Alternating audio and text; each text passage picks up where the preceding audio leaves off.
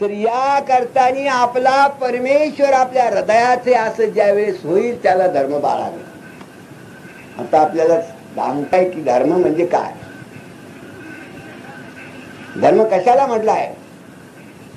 माता पिता गुरु स्त्री संतान शरणांगत आथित अभ्यागत आणि आगी, इतके लोक धार्मिक, इतके लोकांची सेवा करणे याला धार्मिकपणा.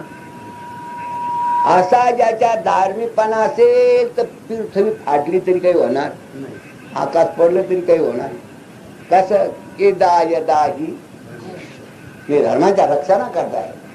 म्हणून इतक्या लोकांची सेवा ज्यांना करायची असेल त्यांना पुण्य साठवलं. म्हणा पुण्य साठायचं असेल त्याने आई बापाची इतक्या लोकांची सेवा करा. पुण्य नसेल साठायचं तर खुशाल त्यांचे विरुद्ध व्हा. आई बापाची सेवा केल्याने पुंडलिक हा अजून देवाला बोलायला तयार. अशी आई बापाची सेवा झाली पाहिजे. आई बापाची सेवा जर नसली तर आपल्याला काहीच नाही. म्हणून अर्जुनानेच सांगितलं पा अर्जुनाला देवाने तुमच्या घरात याचे ज्ञानेश्वरच असं, हे अर्जुना तुझा लाभ कुठे, तुझ्या आई वडिलाची सेवा कुठेतरी असेल, मला ती वही आठवत नाही. तुझा लाभ तुझ्या आई बापाची सेवा. आणि हे जर जात असेल